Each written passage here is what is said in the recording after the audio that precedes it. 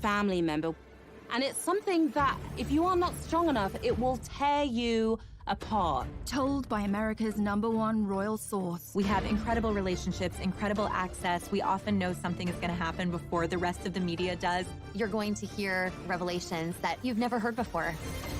Harry and Meghan wanted to turn their public life into a private life. As a couple, they were under an incredible amount of pressure and scrutiny. They made it known how horrible this was, that their privacy was invaded in this way. But what would happen next was shocking. They dropped a bombshell that rocked the monarchy. This wasn't just headlines in England. This is headlines in every single country. This was panic stations for the royal family. And the world is waiting to find out what will happen next. What did it mean for their titles? What did it mean for how they could earn money? Not everybody's on the same page, that much we know. They are totally royal rebels. It's changing everything for the future of the monarchy. What happens now?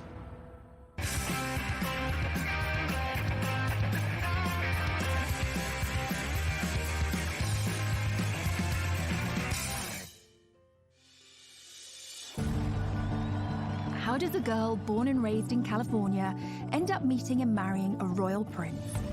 It sounds like something out of a straight-to-DVD movie, and at first glance, Meghan and Harry seem like an unlikely match, but they have more in common than you might suppose. We all think we know the Meghan Markle story, but this is who she really is. Meghan Rachel Markle was born 5,000 miles away from Prince Harry in California. People readers are obsessed with Meghan Markle because she was just an ordinary American girl. She grew up in Los Angeles in quite a regular family. She lived an ordinary life in many aspects. She was born to Thomas Markle and Doria Ragland. Meghan's dad actually worked in the entertainment industry.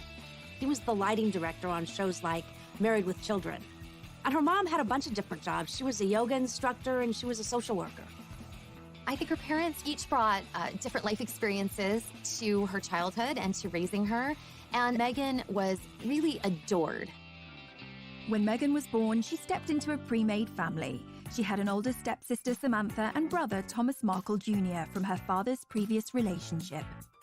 It was a blended family. And one of the sweet stories from her childhood that she shared is that she had coveted a Barbie doll set that was called a Heart Family. And it came in a white version and a black version. Her dad actually went, unbeknownst to her, bought both sets and then mixed them so that it looked more like her family.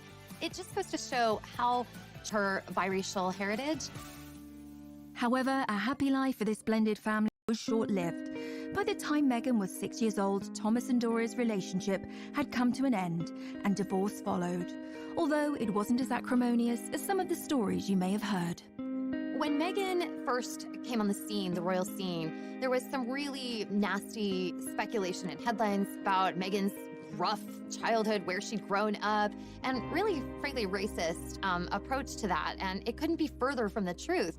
They did everything they could to ensure that her childhood remained as loving and stable as possible, encouraging her creativity, making sure she was getting the very best education she could. In LA, Meghan attended the Little Red Schoolhouse and was soon writing to the very big White House. Yes, at the tender age of 11, she had already started campaigning for women's rights. When she was just 11 years old, she saw a dishwashing detergent commercial on television. It was by Procter & Gamble, and she felt it was very sexist. The gloves are coming off. Women are fighting greasy pots and pans with Ivory Clear. And Meghan said to her parents, why does it say women? Don't men also wash dishes? So her dad actually encouraged her to write a letter to Procter & Gamble, which she did, and the result was incredible. They actually changed the commercial to people across America. That got Meghan her first kind of national attention, and she saw that her voice mattered. Write letters and send them to the right people, and you can really make a difference for not just yourself, but lots of other people. As a teenager, Meghan attended the Immaculate Heart High School, an institution known for its liberal arts and drama courses. You know, Meghan always really wanted to be an actress. Even when she was in school, she was in her school plays and musicals. She was very popular, and she just sort of lit up the stage. After she graduated college, she was determined to make it as an actor. She had to start somewhere, and in 2006 she took a job as briefcase girl on the game show Deal or No Deal. Her role on Deal or No Deal, while it definitely wasn't showing off her acting skills, it was a great opportunity for her to get in front of the camera, to make some connections, and for people to see her on screen. After being a working actress for a while, her big break came in 2011 on the legal drama Suits, where she played paralegal Rachel Zane. Mike Ross? Hi, I'm Rachel Zane. I'll be giving you your orientation. Wow, you're pretty. Good. You've hit on me. We can get it out of the way that I'm not interested. No, I'm sorry. I would... Take notes. I'm not going to repeat myself. I love you. Rachel Zane actually was kind of a lot like Meghan Markle in my mind. She was very chill, and she had a big heart. She just wanted to help. Once Meghan hit the big time, she had a platform and could use it to further her passion for activism. Meghan also promoted herself on social media with her own lifestyle blog called The Tig. You'd think that with everything going on, she wouldn't have time for romance, but she did. Meghan met Hollywood producer Trevor Engelson in 2004, and they had a long relationship and wed in 2011, and they seemed like a great fit at first, both pursuing these careers in Hollywood, him behind the scenes and her in front of the scenes with Suits. But the marriage was not to be. They were under a lot of pressure trying to sustain a long-distance relationship, and it proved to be too much for Meghan and Trevor. Their marriage lasted less than 2 years, and Meghan mailed back her wedding ring to Trevor, the divorce papers citing irreconcilable differences. Meghan was back on the market and ready to find her Prince Charming, unaware that he was living in London and was an actual prince. Across the Atlantic, Harry had a very different upbringing and a life that would turn him into the man we know today. Harry was born into a family that can trace their ancestry back over 1,000 years. Let's take a quick look at his family tree. Harry's grandmother is the Queen, but she's also the Duke of Lancaster, and she's married to a Duke, the Duke of Edinburgh. Beyond that, we've got their children, the Prince of Wales, Prince Charles, that's Harry's dad, his brother, Andrew, the Duke of York, Edward, the Earl of Wessex, and Charles's sister is Princess Anne, but she's also called the Princess Royal. Prince Charles married Diana, the Princess of Wales, and they have 2 sons, William, the Duke of Cambridge, and Harry, the Duke of Sussex. Thanks to his brother's kids, Prince Harry is knocked back to 6th in line to the throne, and all being well, he's now never going to get his hands on the crown jewels. Although Harry was born into a world of breathtaking privilege, he suffered a tragic childhood. Harry's childhood is really rooted in tragedy.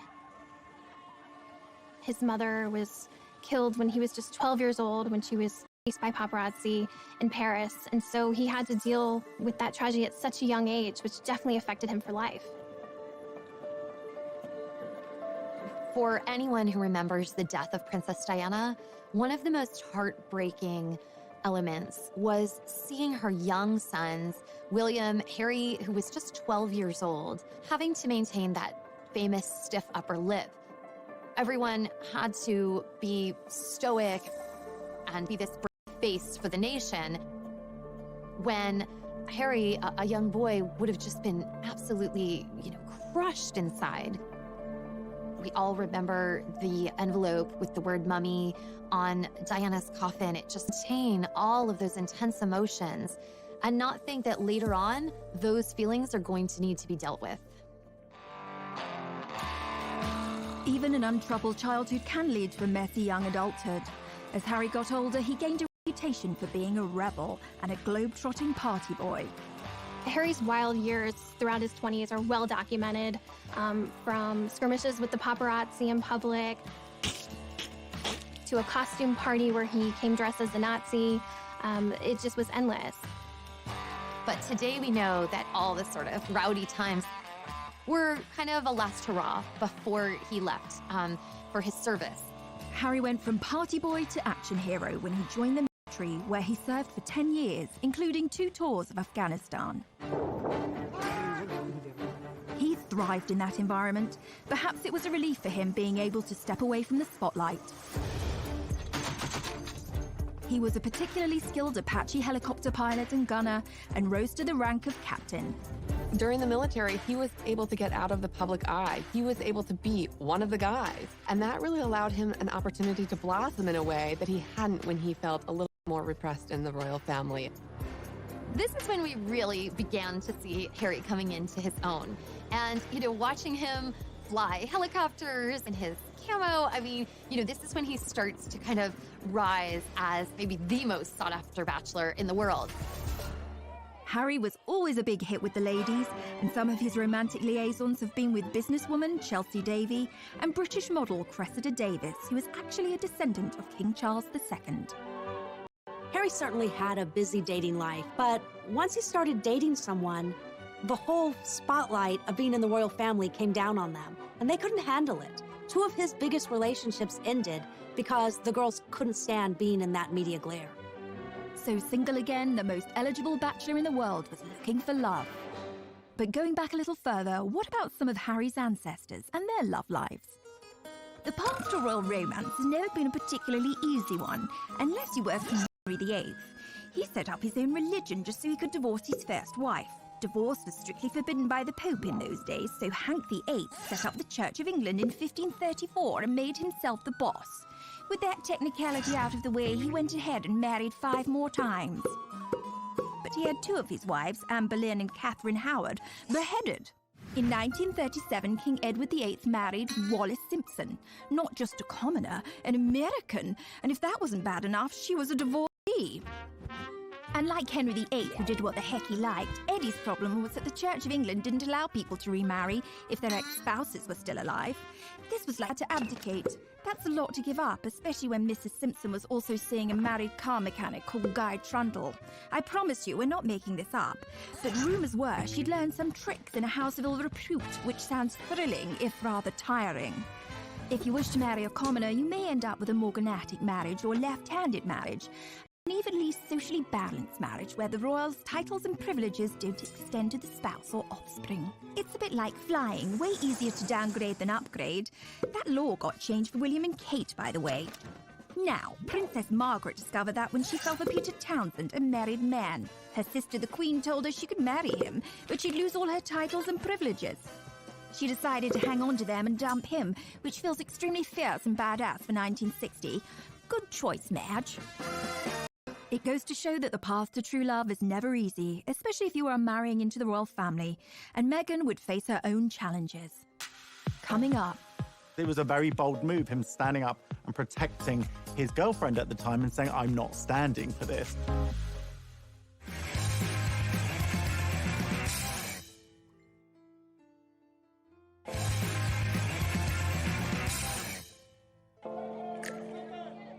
So how did this love story begin between Meghan and Harry? Well, it wasn't through a dating app. Instead, they were set up the old-fashioned way. Harry and Meghan met through a mutual friend in July 2016, and they had a blind date at an exclusive members club in London. I didn't know much about him, and so the only thing that I had asked her when she said she wanted to set us up was, I had one question. I said, well, is he nice? And it seems the stars aligned. Hello, I'm world-famous astrologer Angel Idealism. I have cast what's known as the Davidson chart of Harry Windsor and Meghan Markle. In essence, you take 2 individual astrological charts and you mesh them into one chart and you interpret it as one chart. What's interesting, while I'm looking at Harry's chart, I wouldn't automatically say, oh, here's a royal.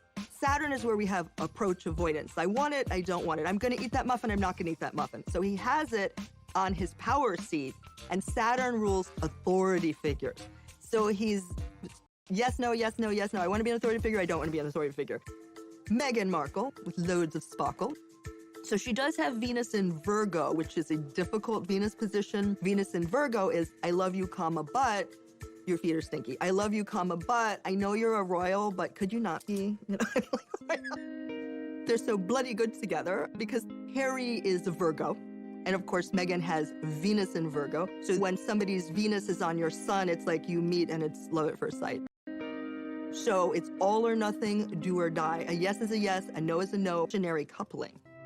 After a handful of dates, things moved quickly, and Prince Harry invited Meghan to accompany him on a trip to Botswana in Africa. Classic 4th date move. We camped out with each other under the stars. We spent going jogging for 5 days out there, which was absolutely fantastic. So then we were really by ourselves, which was crucial to me to make sure that we had a chance to get to know each other. Yeah.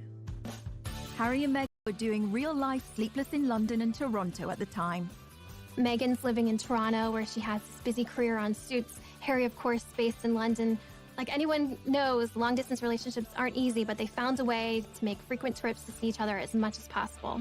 For the first few months of their dating life, they were able to enjoy their secret love affair away from the glare of the media. But their relationship leaked out on October the 31st, 2016, with news Harry was dating an American actress. There's a misconception that because I have worked in the entertainment industry that this would be something I would be familiar with. But even though I've been on my show for, I guess, 6 years at that point, and working before that, I've never been part of tabloid culture. I've never been in pop culture to that degree and lived a relatively quiet life. The British tabloids were incredibly harsh to Meghan.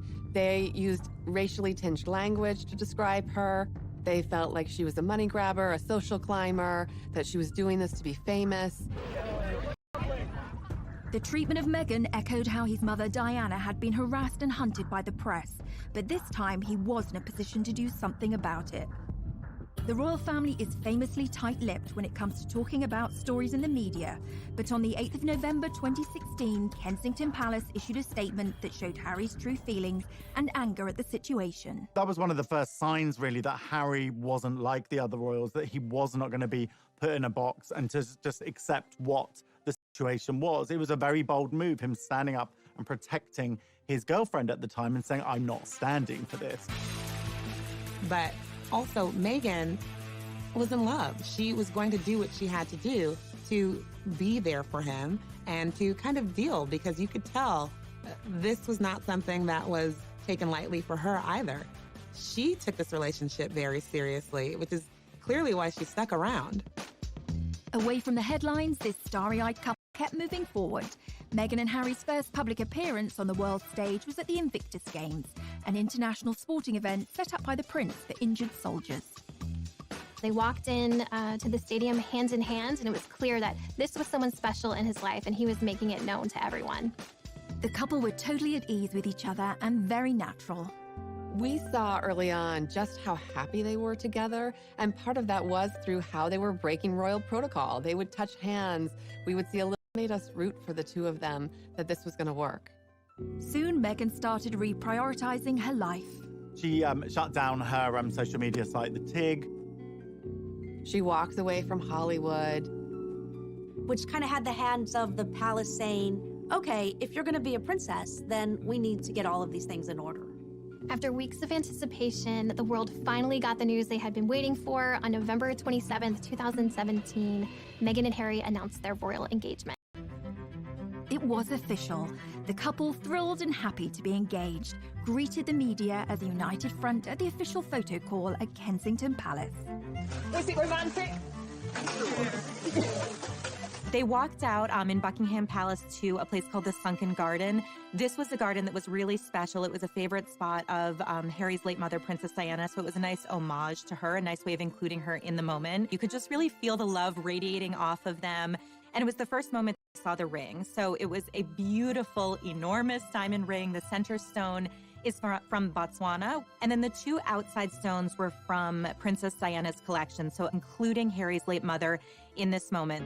They released a beautiful set of photos that were really stunning. But even then, some of the press point out things chipping away at Meghan, pointing out ridiculous things, that she wasn't wearing tights and this wasn't following royal protocol, which is just kind of ridiculous and archaic. Harry and Meghan's natural way with each other, this ease that they have, was apparent from the start, especially during this engagement announcement, holding hands, looking up at each other, all smiles, very comfortable with each other. And this was a stark contrast to the engagement announcement that we saw from Harry's mother and father, Diana and Charles, where it seemed uncomfortable and slightly awkward. Can you find the words to sum up how you feel today, both of you? Difficult to find that sort of word, isn't it, really? Just delighted and happy. And I'm amazed that she's been brave enough to take me on. And I suppose in love. Of course. Whatever in love means. And And while he must have endured a refreshed grief as he reflected on his mother not meeting Meghan, he said that they would have got along smashingly. They'd be thick as thieves, without question. I think she would be over the moon, jumping up and down, you know, so excited for me. But then, as I said, we would have probably been best friends with Meghan. She's with us. I'm sure she's with us, yeah, you know, jumping up and down somewhere else. Coming up. Meghan and Harry's wedding was like a wedding that the royal family had never seen before. It's just like more glamorous than the Oscars.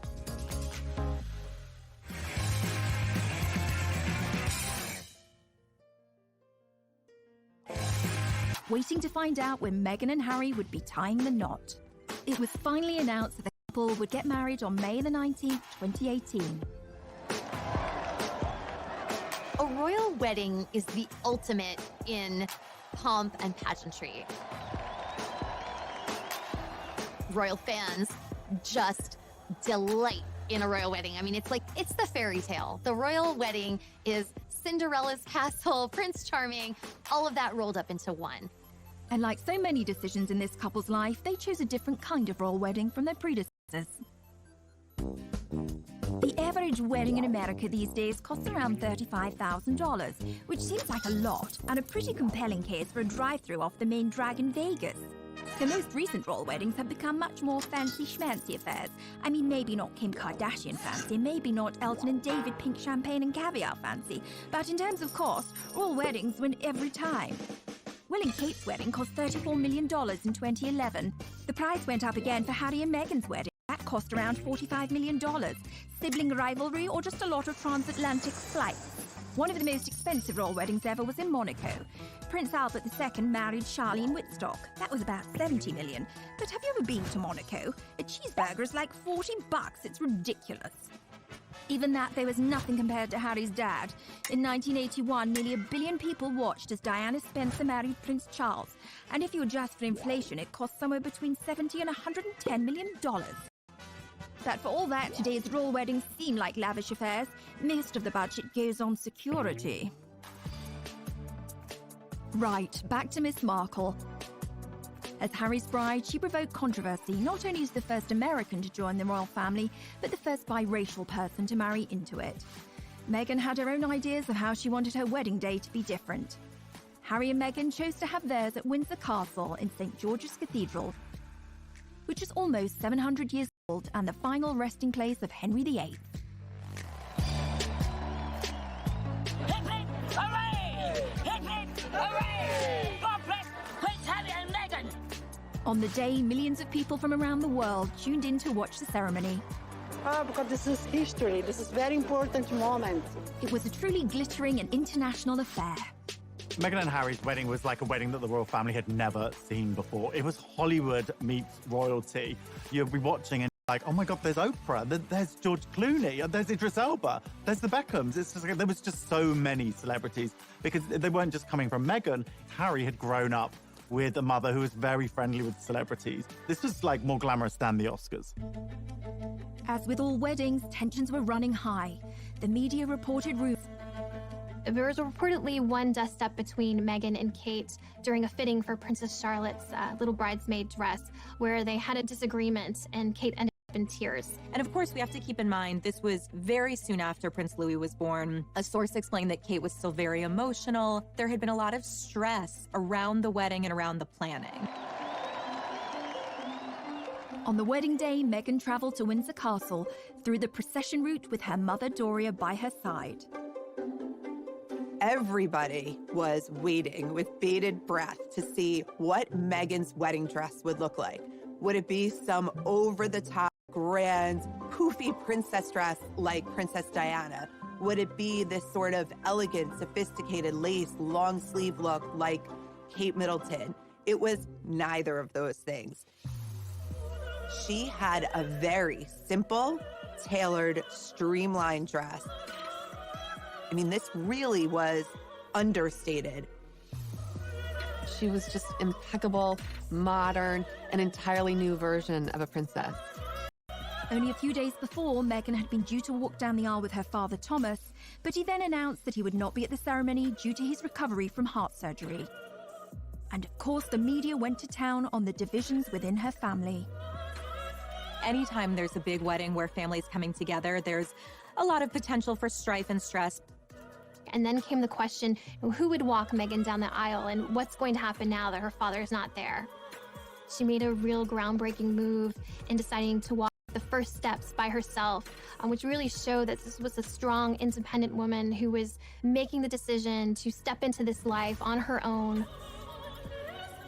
And then she was greeted by her father-in-law, future King of England.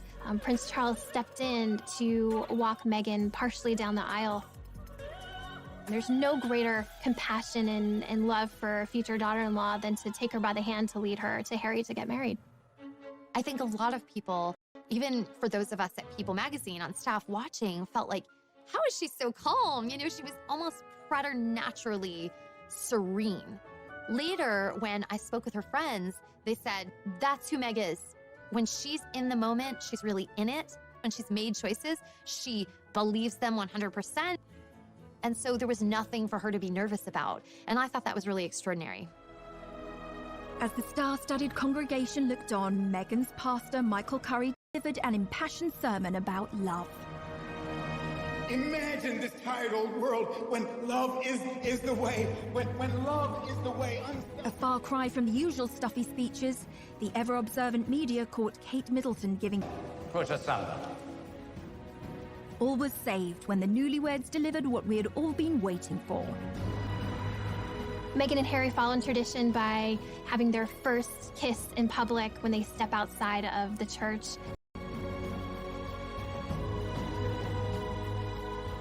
It was really the sort of like big PDA moment between the couple. The crowd went absolutely wild. It felt like it could just be your friend's wedding and they happened to be really in love, but it happened to be something that millions of people were watching. So it was that authenticity and that genuine love that really came across, just as all of their other public moments had brought. That day, the couple received a new title from the Queen, Duke and Duchess of Sussex, and their new life began. Coming up, They really felt protective of this new baby and wanting to make sure he had as much privacy as he possibly could from the very start.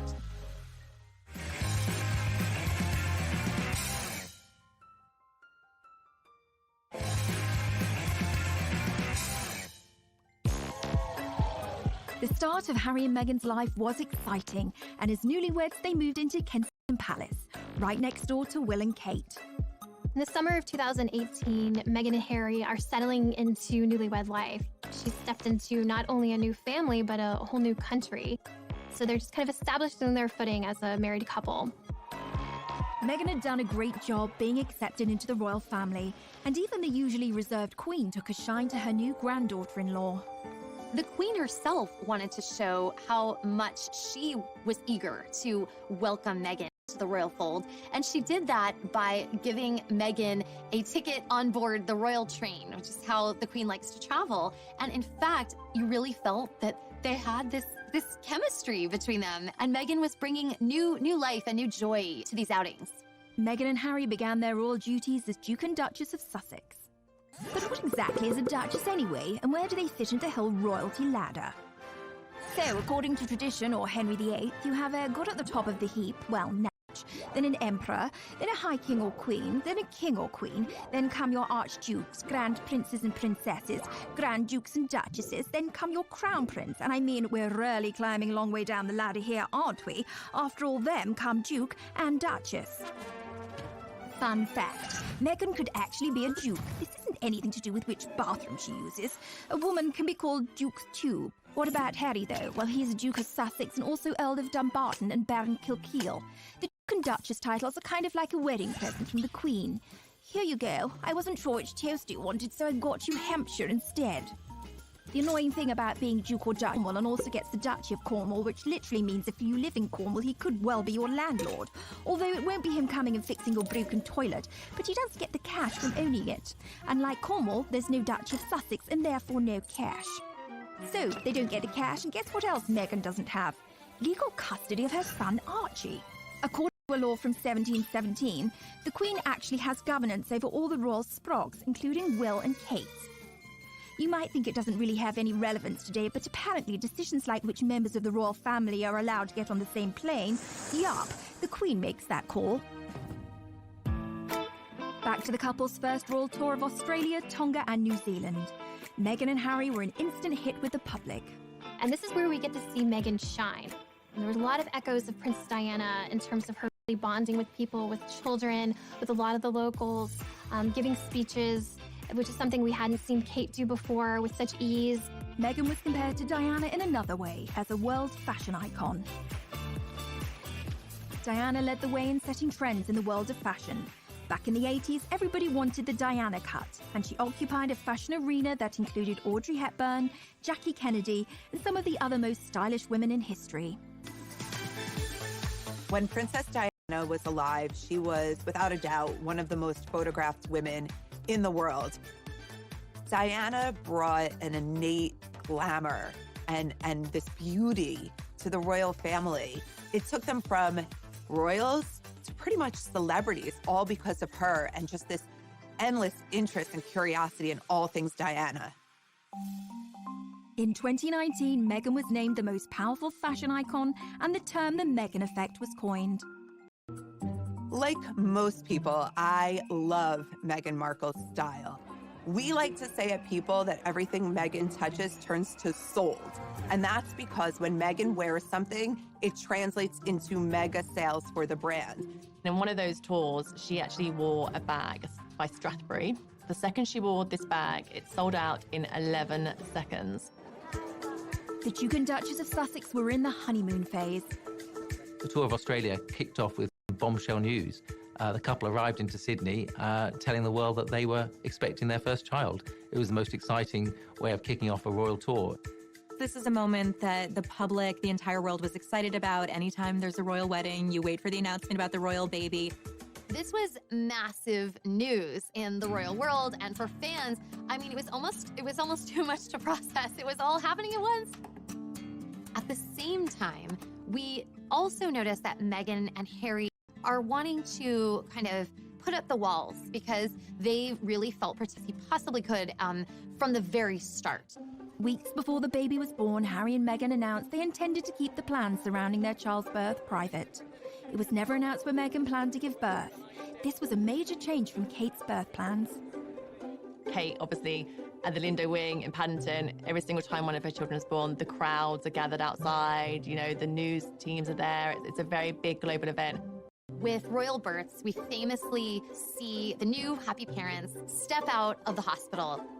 For royal fans, there's an expectation that we would be kind of, I don't know, almost included in that. And we learned pretty early on that Meghan and Harry were not going to do this. On May the 6th, 2019, baby Sussex arrived, weighing in at 7 pounds 3 ounces. And it wasn't actually until the birth certificate of Archie was released we even knew what hospital they had gone to. Meghan said no way was she going to walk out of a hospital and into a crowd of thousands, you know, with every TV camera from all over the world there, which is what Kate did. But Kate felt that that was her duty. Meghan didn't feel it was her duty, so she didn't do it. They didn't want involvement from the press. They wanted to do it their way. This was not a baby for the public. This was their baby. The first of a newly born Lord Prince on this, the George's Day, AD 2018. It does seem a normal thing for a father to protect his child and to be able to do what he wants and release photos when he wants. But the British public have a very different perception of this. They pay for the royal family. So there was a lot of resentment towards Harry when he started to restrict this access. I think the christening marked a bit of a turning point where it was, no, this is a private event. We're not going to bring, you know, cameras in. We're not going to release dozens of photos. That was a shift that a lot of people had to get used to. Meghan, Harry and baby Archie then moved away from Kensington Palace to Frogmore Cottage in Windsor. Well, Harry said that he felt like a prisoner in Kensington Palace. He couldn't wait to get out of there. The Queen offered them Frogmore Cottage, but it was in a very dilapidated state. And unfortunately for Harry and Meghan, the bill fell on the taxpayer, and it was £2.4 million. And that caused a lot of bad feeling as well.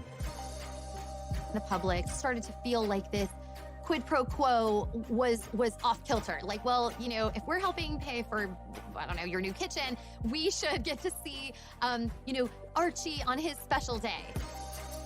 Meghan and Harry, they wanted to be royal and to enjoy the royal life, but they also wanted a private life. And those two don't really go together. I think like that.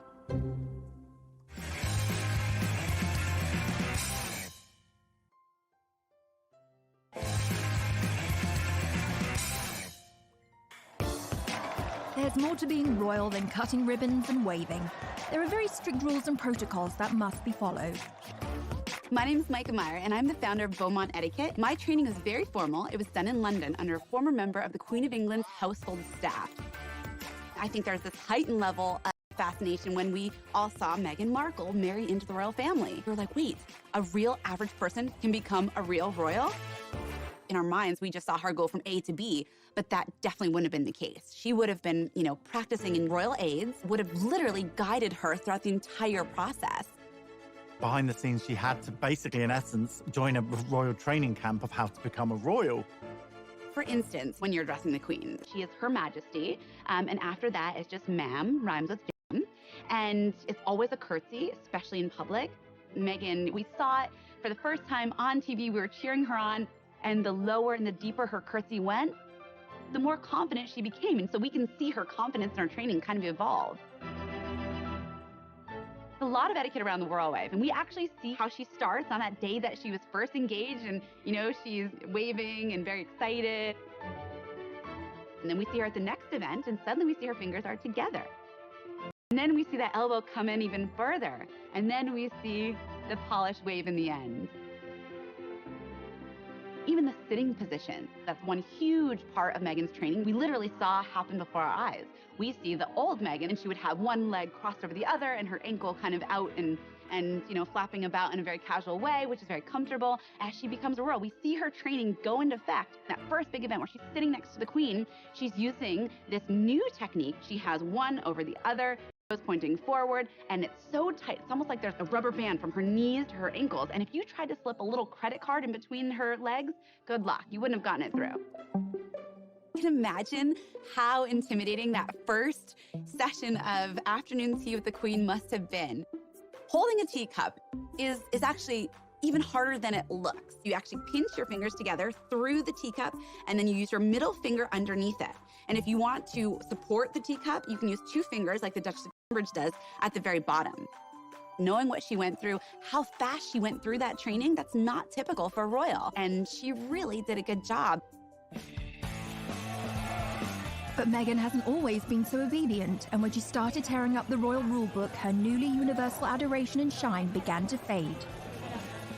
One of the ways that we see Meghan and Harry start to bend some rules. Unlike previous royal princesses' involvement with Vogue, Meghan didn't just pose for the magazine. In fact, she didn't put herself on the cover. She celebrated women around the world who are doing extraordinary things. It was called Forces for Change, and it included interviews with everyone from Jane Fonda to Greta Thunberg. It was the first time that a member of the British royal family has done anything like that. This move was seen as too political by some critics, who saw this as kind of an inappropriate royal role for her and not what we had been used to seeing. There's an interview between Meghan and Michelle Obama, and Michelle Obama gives her some advice about how to handle fame and the royal family. Usually, you don't get outside advice. The palace is what gives you the guidance that you need to go forward. That didn't really go over well with some people. Yet again, Meghan was feeling the backlash from the world around her. Humans fear change, and in this situation, there was a lot of change going on. The aristocracy and the monarchy is a stuffy institution. Meghan came in and she was completely different. She was an American, she was biracial, she was a divorcee. I think there could have been some fear that she is something other and that she could affect the monarchy and chip away at the monarchy. You know, I think in some ways, what Meghan and Harry have done is just shown, listen, we're going to do what's right for us. We are going to do what we are comfortable with. Meghan and Harry are not the only royals to have a rebellious streak. There's a long line of royal rebels, but there are those who know how to make it work for them. What about Princess Margaret, the Queen's sister. She liked to party. She partied hard with her daughter's godfather, Anthony Barton, with a former Prime Minister's nephew, Alex Douglas Horne, and it's thought she even partied with Mick Jagger and Warren Beatty. She partied hard in her party house on the party island of Mustique. But then she calmed down and got herself a toy boy, marrying a guy 17 years younger than her. Then she got the first royal divorce since 1901. She rocks. But if you ask us, the royal rebel closest to Meghan's heart would probably be Princess Louise, Queen Victoria's fourth daughter. She questioned everything, earning her the nickname Little Miss Y. She was very cool. She refused to marry someone she didn't love, was an ardent feminist, and visited imprisoned suffragettes, the protesters for equal rights for women. And, stop me if this sounds familiar, she got married and moved to Canada. Her full name? Louisa Caroline Alberta, and yeah, Alberta, Canada is named after her. The province was originally going to be called Louise. If you can find a more Meghan-friendly royal rebel than that, then you can send us to the Tower for treason.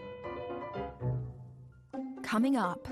It was a huge betrayal for Prince Harry and Meghan, and they let it be known. They filed suit.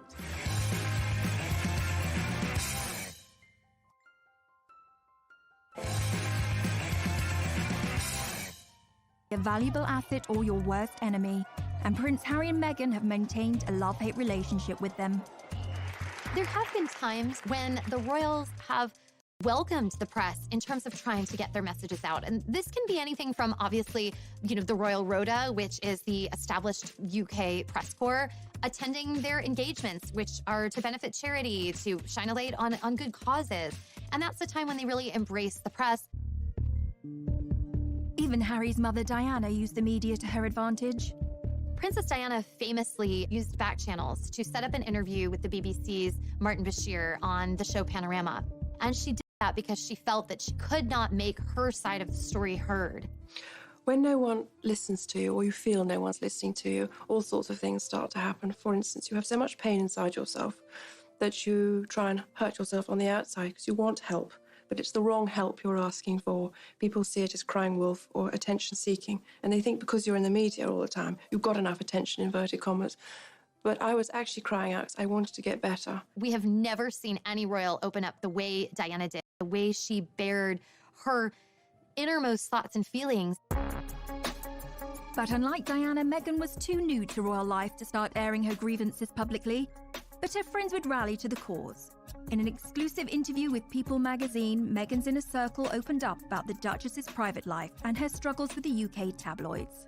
In February of 2019, Meghan's inner circle of friends felt that they could no longer remain silent while what they saw as global bullying of Meghan was unfolding. They wanted to speak out, and they came to People magazine to do that. What I heard from them was that nobody celebrates your wins bigger than Meghan. And by the same token, when you're struggling, Meghan is there with a box of Kleenex and a bottle of wine, anything she can do to comfort and support you. And, they talked about another misconception that Meghan is so high maintenance. There was a report that Meghan wanted the church sprayed the specific scent, and it was sort of diva moment.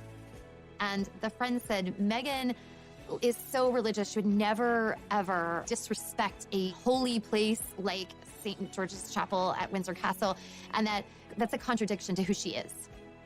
I came away feeling like my friendships are really inferior to Meghan's, because these women, they felt so loved by her and supported in a way I had really never seen before. Meghan got a little help from her friends, but it was short-lived. Later that month, the Daily Mail ran an article that for Meghan and Harry crossed the line. There was a major issue with the Mail on Sunday that published a letter, a private letter on Harry and Meghan, and they let it be known. They filed suit. She obviously feels like it's a copyright issue that they went ahead and posted that letter without her permission.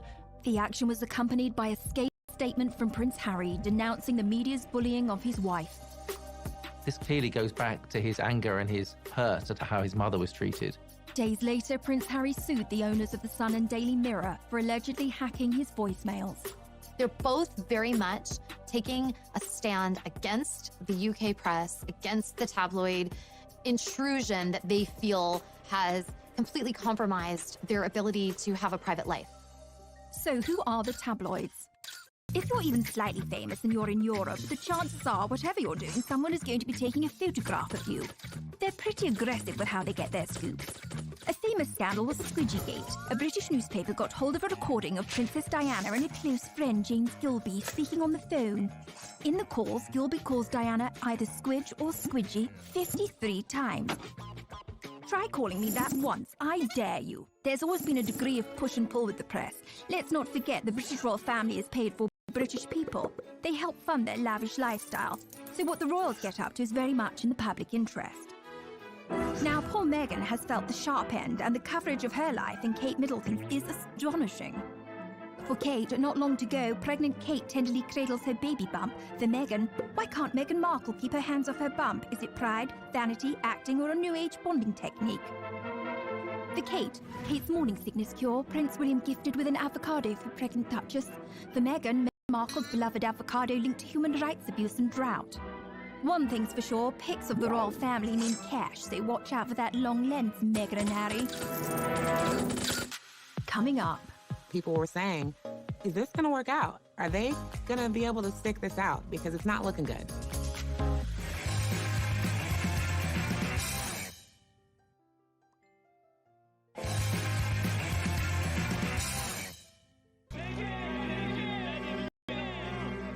As media scrutiny intensified, so did tensions inside the royal family.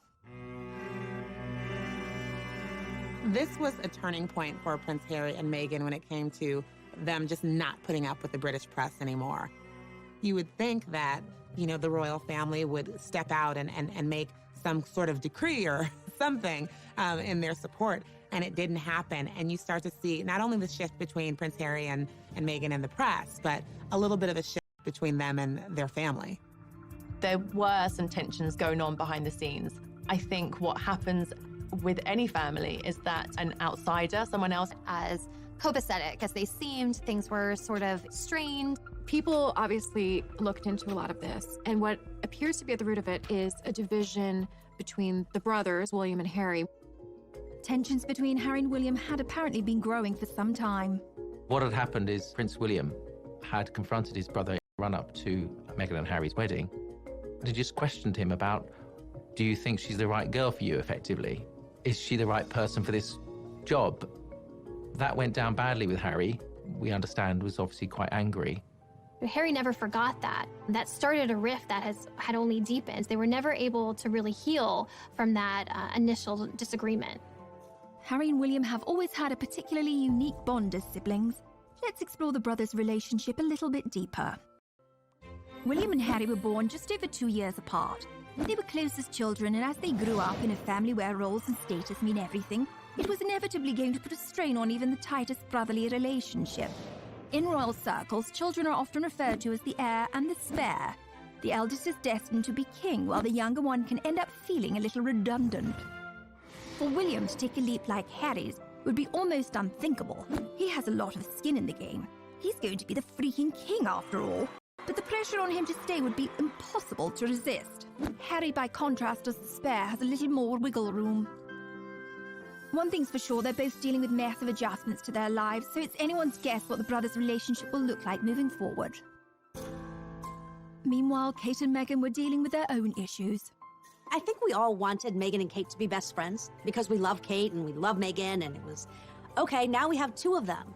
But they're so different. They grew up completely different, and they have different roles now. So when they didn't really seem to become best friends, people started thinking that they were frenemies. And the tabloids went crazy, setting them up against each other. Any new mom can understand the value of calling a girlfriend and having someone over to help you out and figure out this new role as a mother. And Meghan was very isolated. She was starting anew without the support system that most of us have when we enter this new chapter of our lives. So you had Meghan having trouble settling into royal life. Kate is not able to necessarily be that support. And Harry and William not talking very much anymore. So the two couples became estranged.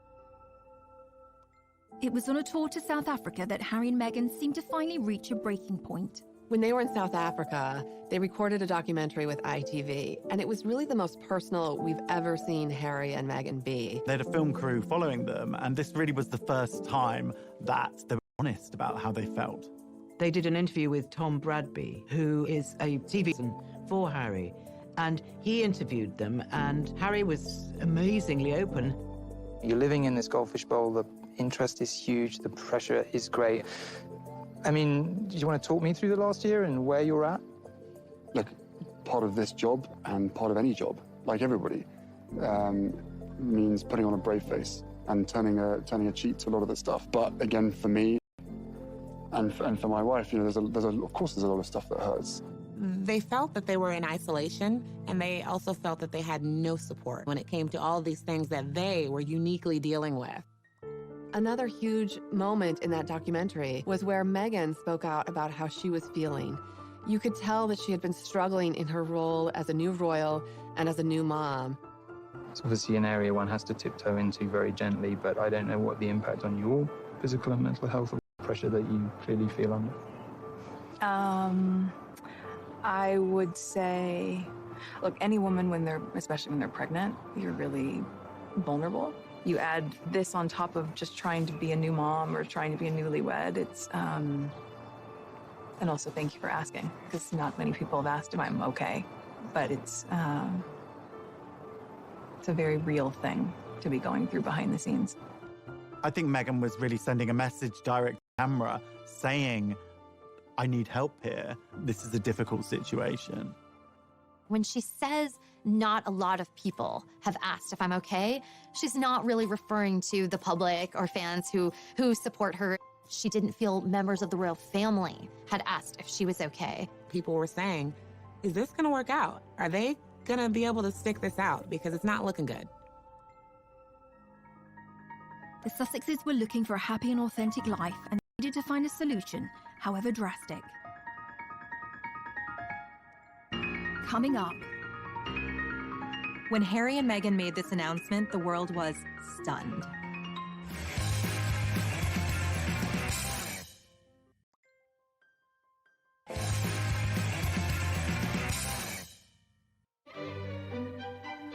We all remember those moments in history that changed the world.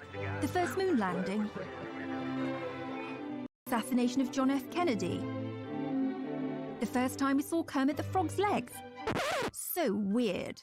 And when Harry and Meghan decided to leave the royal family. A royal announcement that is sure to rock the United Kingdom. Royal split. Harry and Meghan quit. Going it alone, the Duke and Duchess of Sussex. The royal family reeling this morning. A rift in the royal family not seen for a generation. I remember exactly where I was when I heard the news that they were leaving. I was sitting in my office at... I feel like we were in a meeting and we were like, wait, what? The rest of the royals didn't even know it until 10 minutes before they put this statement out. On the 8th of January 2020, a statement was released from the Duke and Duchess that they were stepping down from royal life. They did it on social media, of all places. So right away, we were kind of all scrambling to keep up. It's on Sussex Royal, and is there going to be more coming? And who's going to answer the questions? I can't even imagine the chaos in the palace on that day. The poor queen, she's 93 years old, and now this. One of her favorite grandsons now stepping back from royal life, and what does that even mean? News like this usually goes through the royal communications team, goes through the queen. There is a long list of steps you take before this goes out to the public. So why did Meghan and Harry hastily make this announcement? I think part of this rush decision on their part was because the story had actually already been leaked to the Sun newspaper. They were running it the following day, and from what sources tell me, they were forced into releasing their own statement. Harry and Meghan felt that when the news leaked to the Sun newspaper, they had no choice but to try and get out ahead of it. So suddenly this train had completely left the station and everyone was kind of struggling to keep up. I think it was a bad decision on Harry and Meghan's behalf to rush out this document without checking with the royal family. You don't change your decision-making and go against the Queen just because some scrappy journalist in London is saying that they've got a story. There had been rumours that Harry and Meghan had been in discussions with members of the royal family about leaving the monarchy, but this surprise announcement was a stunning reveal for all parties involved. It is a bit of a soap opera, but I mean, quite frankly, the things that have happened recently, you couldn't write it. You can hardly imagine how difficult that talk must have been between Harry and Meghan about what they were going to do. They've put Archie down to sleep, and they are trying to figure out how to walk away from one of the most important families in the world. Meghan and Harry have not been the only royals to drop a bombshell. Being royal is a high-stakes game, and if we look to the past, Meghan and Harry are not alone in causing a few royal eyebrows to be raised. Good old Chuck and Kemi, Charles and Camilla, first met in 1971, but waited 34 years to get married. In that intervening time, Charles married and divorced Princess Diana. There was an infamous moment when they were asked, "And are you in love?" Diana replied, "Of course," and Charles drawled, "Would really had married and divorced Andrew Parker Bowles." But they didn't exactly wait until their wedding night to hook up. They were still married, but it was to the reported approval of Camilla's first husband, who knew all about it. In fact, a recording of a phone call between Charles and Camilla got leaked, which is far, far beyond what you might call a bit saucy. We'll let you look that one up for yourselves. This is a family show, people. So in the grand scheme of things, Harry and Meghan's bombshell seems pretty tame by comparison. The media, having felt kept at arm's length, went into a frenzy. The press and social media very quickly coined the phrase Megxit, which is really quite misogynistic. It's blaming the fact that Meghan and Harry are leaving the royal family on the woman. The British press is always blaming Meghan. They've done that from the beginning. Whatever Meghan and Harry do that they don't like, it's Meghan's fault. From a tabloid media standpoint, Meghan became the focus of she's the one driving this decision. But anyone who really knows Harry knows that he has expressed a desire to step away from royal life from the beginning. There were times in his 20s where he kind of lamented at this role that he's in and hinted at that he would love to have a life outside of the royal family. So if anything, he's the one propelling this decision, and Meghan's supporting him. But I think we know now this is a decision they made as a couple. They're very much a family unit. You know, we know they have a great relationship and that they're doing things that they think are best for their entire family. This had to be something that really weighed on them. But what must have weighed on them more was what they had been through for them to make the decision to leave the royal family, to leave the Windsors. I mean, it's a dream for so many people. And they decided to just walk away. Coming up. Something like this could bring down the monarchy. This was panic stations for the royal family.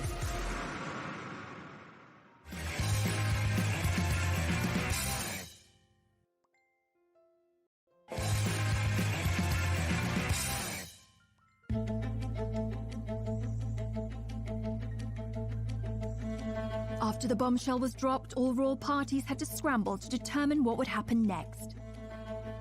Something like this could bring down the monarchy. This was panic stations for the royal family. Buckingham Palace did release a statement, and I think this was a big shock to the world. It was obvious from that statement that they weren't on the same page. Discussions are still ongoing. We know they are expressing an interest to do this, but all the details haven't been worked out yet. The thing is, you don't announce the plan until you know what the plan is, right? They did things back to front.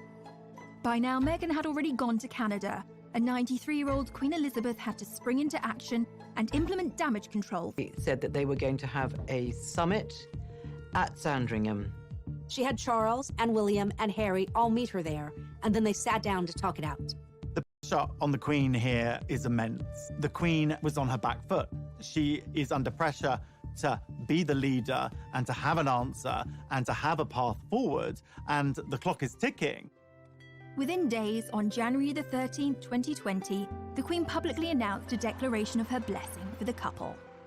5 days later, the Queen released a statement that was really in support of Harry and Meghan's decision. And this was one of the most emotional statements we had ever seen from the Queen. Since the death of Princess Diana, she used terms like my grandson, my family. We're not used to seeing those sort of terms of endearment coming from the Queen. She loves Harry. She wanted to make sure that Meghan and Harry felt that they had her backing. But that also helped kind of put a lid on any other gossip and drama that would immediately come out in those first few days. This is unprecedented. There were so many details to work out, so many questions. Where are they going to live? What will their titles be? Everyone wants to know how they will actually go about charting out this new life and where the money's going to come from. What are they going to do? But how do the royals make their money? Yes, let's talk about money. I'm Haley Sachs, and I'm a financial pop star. The royals make their money 3 different ways: through inheritances, sovereign grants, and also through duchies. The sovereign grant is taxpayer money. So if you're watching this and you live in Britain, I'm sorry, because you paid Meghan and Harry $130K last year just to leave your country. So yeah, you can cry about that. Basically what the duchies are is like Prince Charles is a landlord. He's inherited these properties. They're all our properties, and he's making money on them because people live there, they visit, and he's pocketing the cash. Prince Charles, he gives some of that money to his sons. The Sussexes can credit 95% of their income just to Prince Harry having a rich dad. So yes, Harry has a rich dad, but he also had a rich mom. Diana didn't come from nothing. Like, she walked into the royal family with her own fat wallet. When she died, she left Prince Harry $10 million. Even though the couple quit being royals, these two are media starlets. They're not looking just for money. Really, what they're searching for with this exit is impact. Show for the British public that all is fine here, everything is good, the show will go on, the monarchy is solid.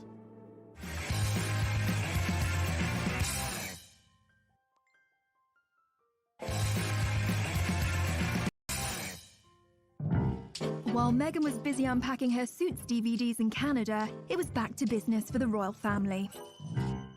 It was initially a bit of chaos as everyone tried to kind of find their footing in this new, unprecedented order of things. At the end of the day, the monarchy has to come first and the crown has to come first. The Queen, she's not going to let her emotions get the better of her. Now it's about action. It's about taking action and figuring out what are next steps. The monarchy is often, throughout history, in a very vulnerable position. There are a lot of people who don't agree with the monarchy. The monarchy can be perceived as a very undemocratic institution, essentially inherited power. When you have somebody who is stepping away from the royal family, this makes the royal family very vulnerable. For those that had stayed, the Queen doled out presents. Prince William was bestowed with an additional royal post, Lord High Commissioner to the Church of Scotland. The royal PR team wanted the rest of the family to show a united front, and William, Kate, Charles and Camilla embarked on a rare joint charity engagement, and the British press dubbed them the new Fab Four. All this sort of family discord and fighting amongst themselves didn't look good, so the Queen wanted to fix this up. She has Charles and Camilla and Kate and William all at her beck and call to come out and present a united front as this is the royal family. We're still here for you. The Duchess of Cambridge was also being kept busy on a tour of the UK to promote her work with childhood development. Kate has really stepped forward. She just gave her most illuminating interview that we've ever heard from her. You know, it was a podcast, a very modern format, where she talked about the challenges of motherhood, the challenges of being pregnant. So she's willing to take up this mantle and help support the monarchy any way she can. They're doing the most positive things. They're putting on a great show for the British public, that all is fine here, everything is good, the show will go on, the monarchy is solid. With the royal family's united front in check, the Queen had one last ground rule that needed to be laid. What was important to the Queen was that Meghan and Harry cannot continue to use their royal titles and the trademark of Sussex Royal. She didn't want any perception of impropriety that they might be making money in any kind of way off of any royal titles. Obviously, they're known as Sussex Royal. That is their Twitter handle, their Instagram name. The whole brand is based around that. The Queen and other members of the royal family had said, actually, no, that word royal cannot be used. No one can say royal unless they really are royal. Wanted their new life. One of the things that was just so exciting to see was how they took this bold step themselves. It was world-shattering news. It made headlines the world over. Was it perfect? No. But when you kind of take control and find your voice and realize, I can make this path forward, really inspiring thing to see. During Harry's final few days in the UK, he delivered an emotional exit speech at a charity dinner in London. It brings me great sadness that it has come to this. There really was no other option. It has been our privilege to serve you, and we will continue to lead a life of service. So in that respect, nothing changes. But I hope that helps you understand that I would step my family back from all I have ever known, to take a step forward into what I hope can be a more peaceful life. It's a tough situation, particularly for Prince Harry, because this is his family. These are the people who have loved him and raised him and who he has grown up with his whole life. We've all been in family situations that can be complicated, but they're always a part of who we are.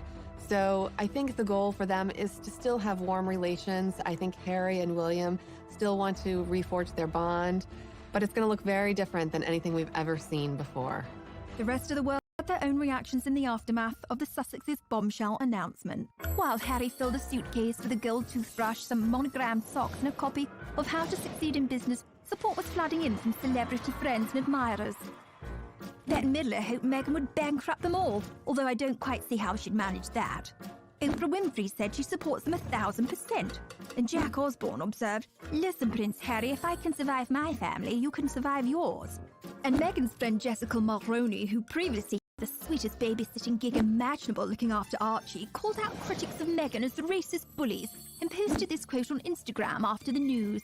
"A strong woman looks a challenge in the eye and gives it a wink. Wink hard, Meghan." Coming up, how is the next chapter going to unfold? The world is their oyster right now. They can pretty much do anything that they want.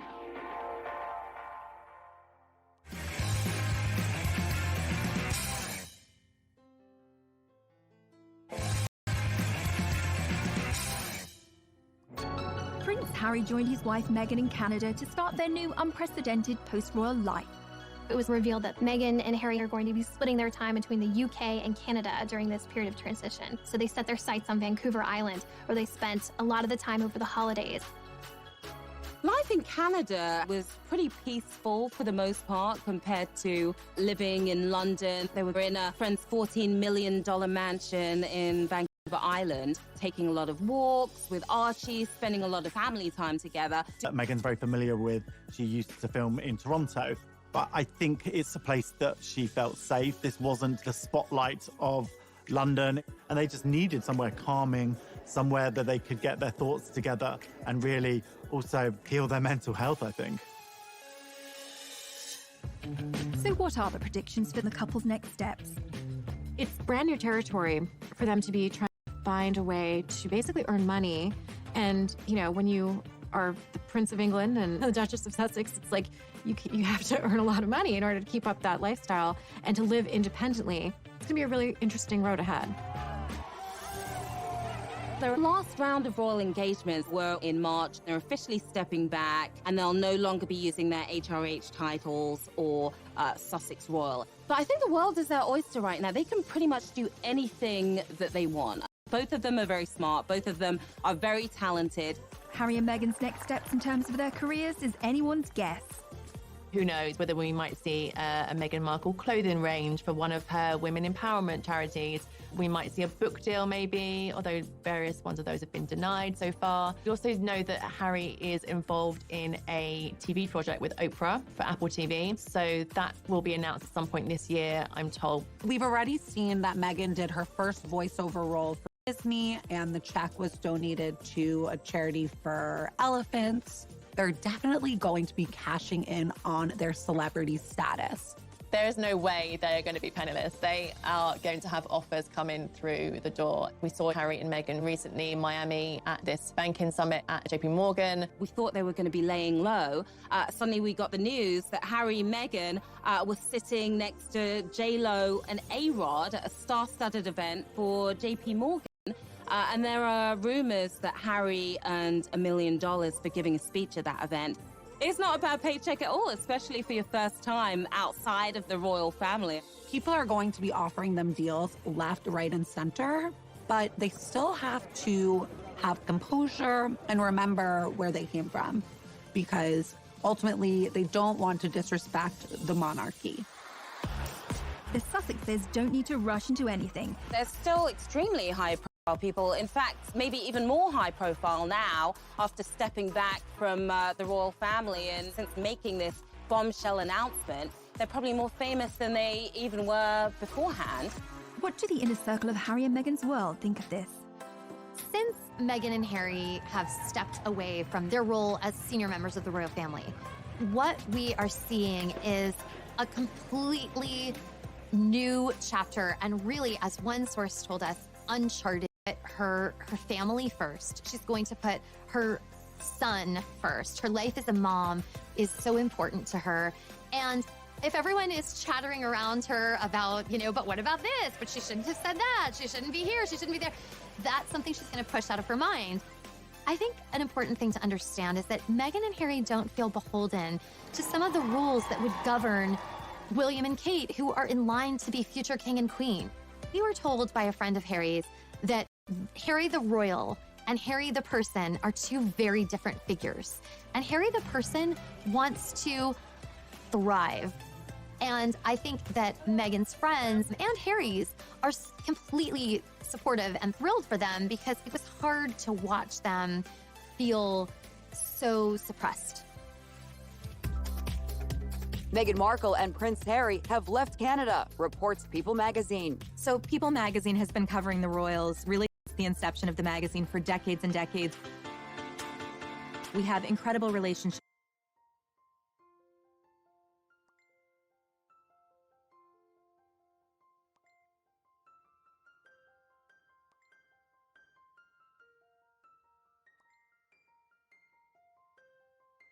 Childhood. Harry's childhood is really rooted in tragedy. His mother was killed when he was just 12 years old, when she was chased by paparazzi in Paris. And so he had to deal with that tragedy at such a young age, which definitely affected him for life. For anyone who remembers the death of Princess Diana, one of the most heartbreaking elements was seeing her young sons, William, Harry, who was just 12 years old, having to maintain that famous stiff upper lip. Everyone had to be stoic and be this brave face for the nation, when Harry, a young boy, would have just been absolutely, crushed inside. We all remember the envelope with the word mummy on Diana's coffin. It just contained all of those intense emotions, and not think that later on, those feelings are going to need to be dealt with.